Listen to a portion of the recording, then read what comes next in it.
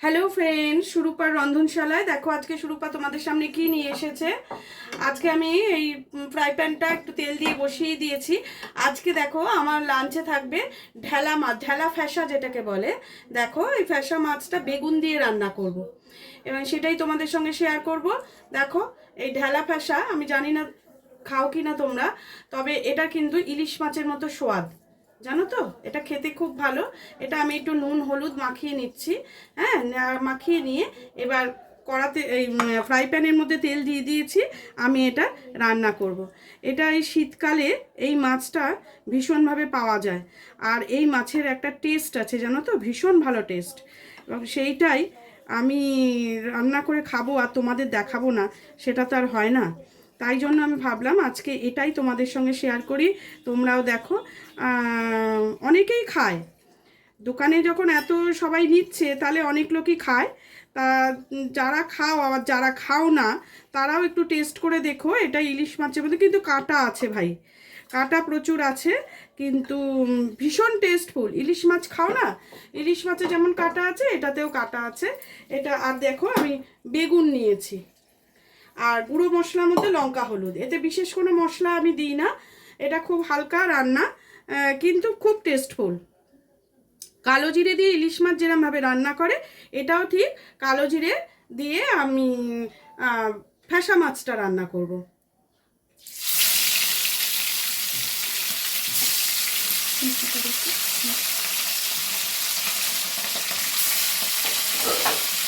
মাছগুলো ভেজে নিচ্ছি।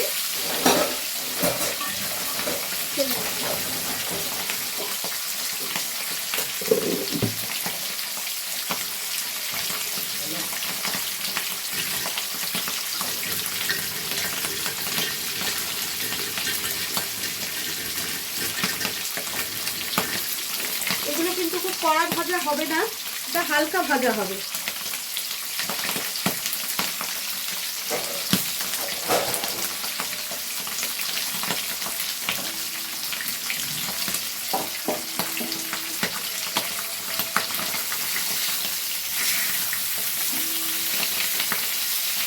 দেখো এগুলো একটু উল্টে দিলাম, এগুলো খুব কড়া ভাজা কিন্তু করে না।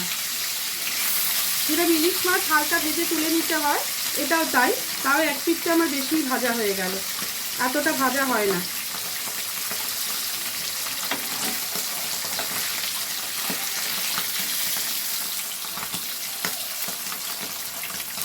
দেখো আমি তুলে নিচ্ছি মাছগুলো।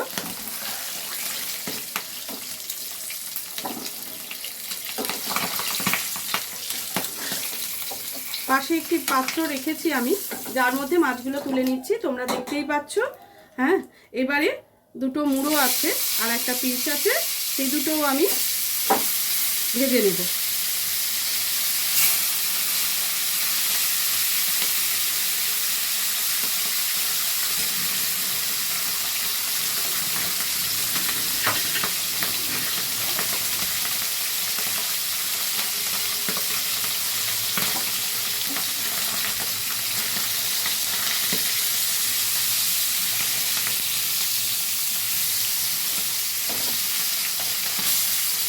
উল্টে দিলাম মাছগুলো।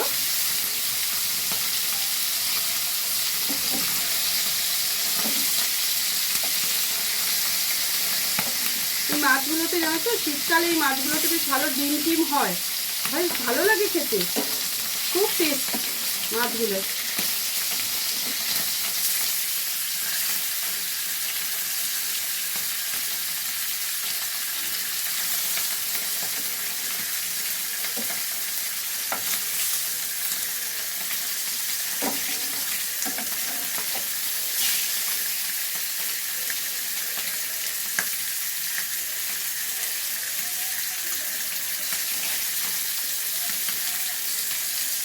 এই পাশের মাছটাকে আমি তুলে নিচ্ছি। মুড়োটা আর একটুখানি ভেজে নেব, নিলে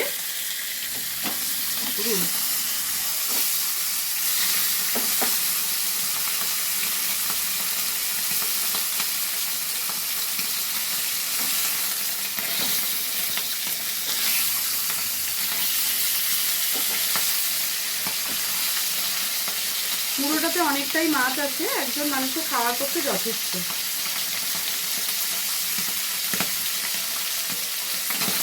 এবার মুড়োগুলো আস্তে আস্তে তুলে নিচ্ছি। এবারে এই তেলের মধ্যে দেব একটু কালো জিরে। এই কালো জিরেটা কিন্তু এই ঝোলের মুখ্য চরিত্র। এবারে দেখো এর মধ্যে আমি বেগুনগুলো দিয়ে দিচ্ছি।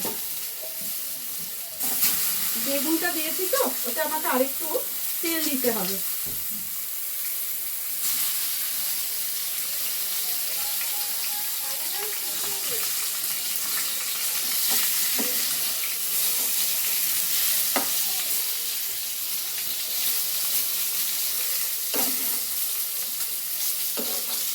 এপিট ওপিট করে বেগুনগুলোকে আমি ভেজে নেব।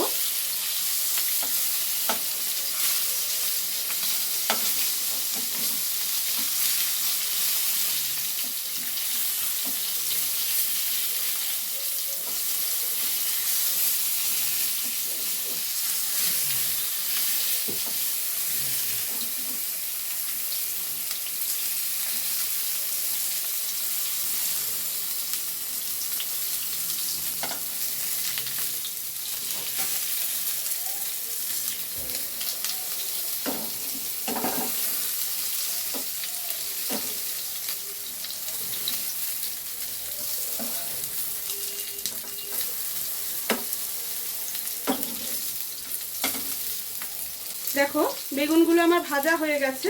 এবার বেগুনগুলোকে আমি তুলে নেব। এই মাছের পাশেই আমি বেগুনগুলোকে তুলে নিলাম। খুব কড়া করে কিন্তু বেগুনগুলো আমি ভাজিনি, দেখতেই পাচ্ছ। তবে যেটা ভেজে নিয়েছি যেরকমভাবে, এইরকমই ভাজতে হয়।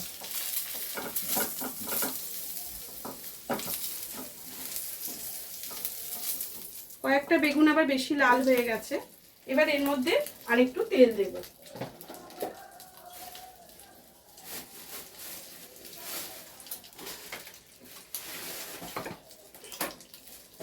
কালো জিরে ওর মধ্যে আছে, তাই আর নতুন করে কালো জিরে আমি দিচ্ছি না। এবার যে গুঁড়ো মশলা সেটা দেব। এই হলুদটা দেওয়ার সাথে সাথেই সঙ্গে সঙ্গে একটু জল দিয়ে দেবো, যাতে হলুদটা পুড়ে না যায়।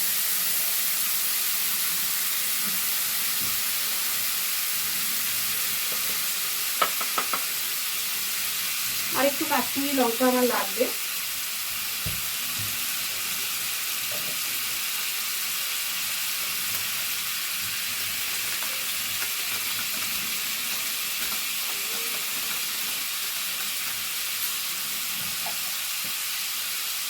আর এতে দেব পরিমাণ মতো নুন।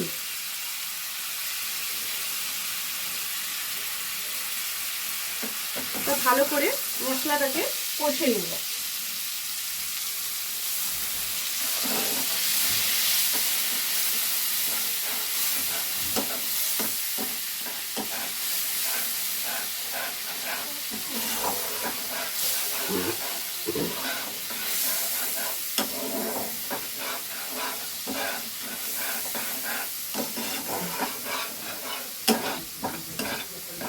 খুব বেশি কালো হবে না, রংটা থাকতে থাকতে যে এই কষাটা কিন্তু এই অবস্থাতেই রাখতে হবে, এর থেকে বেশি কষতে হবে না।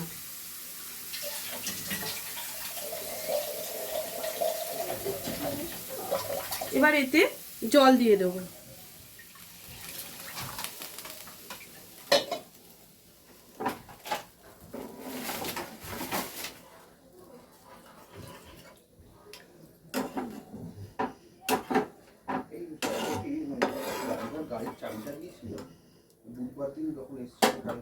না না, ও চাবি দিতে আসেনি।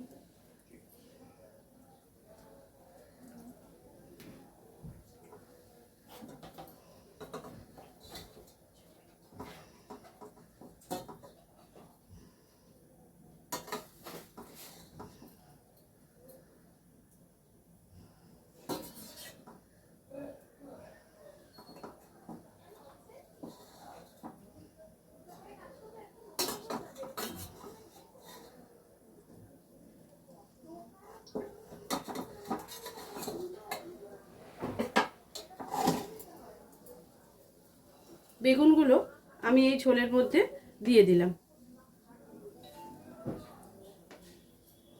একটু ফুটে উঠলে আমি মাছগুলো এতে একে একে দিয়ে দেব। যেহেতু মাছগুলো আমি হালকা ভেজেছি সেহেতু ঝোলের সঙ্গে মাছটা একটু ফুটবে। ঝোলটা একটু ফোটা অবধি আমাকে অপেক্ষা করতে হবে, তারপরে আবার দেখা হচ্ছে। দেখো ঝোলটা ফুটে গেছে, এবার আমি মাছগুলো একে একে ঝোলের মধ্যে দিতে থাকবো।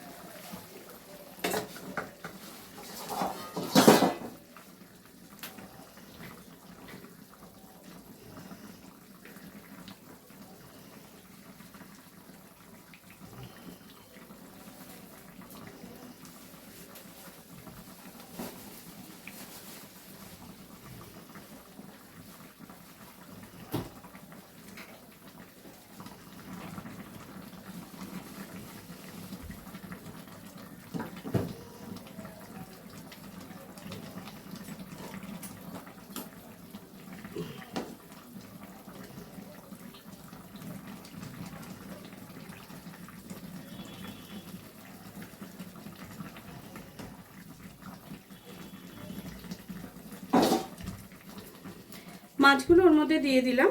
এবার একে একে কটা কাঁচা লঙ্কা আমি এতে দিয়ে দিচ্ছি।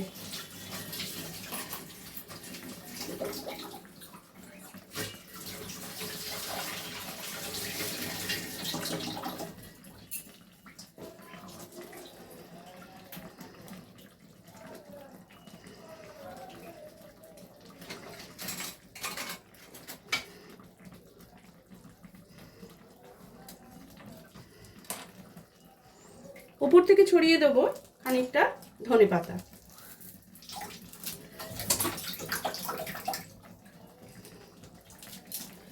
শীতকালীন ধনেপাতা দেখবে সব মেনুতেই কিছুটা করে জায়গা করে নেয়।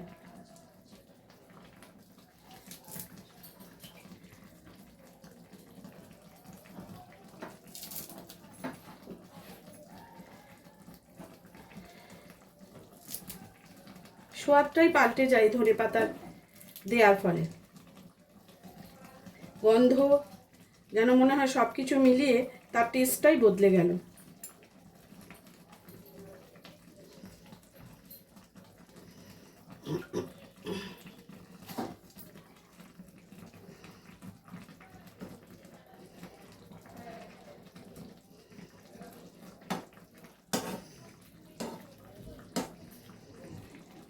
এটা কিছুক্ষণ হতে থাক, তারপরে আমরা আবার ঘুরে আসছি।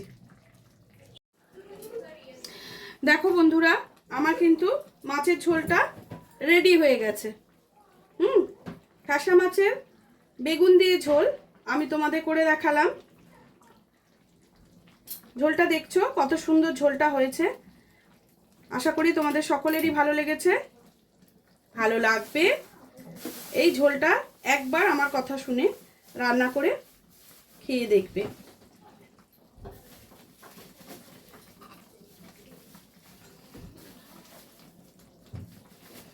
বেগুন দিয়ে ঠাসা মাছের ঝোল রেডি হয়ে গেল আমার।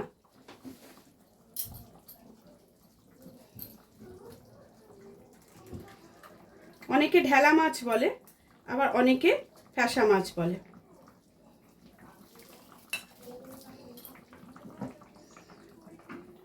আমি নিশ্চয়ই তোমাদের দেখাতে পারছি মাছের ঝোলটা কত সুন্দর দেখতে হয়েছে। দেখো, ঠিক এইভাবেই রান্না করে ফেলো ঠাসা মাছের বেগুন দিয়ে ঝোল। আজকের মতো ভিডিওটা এখানে শেষ করছি। টাটা।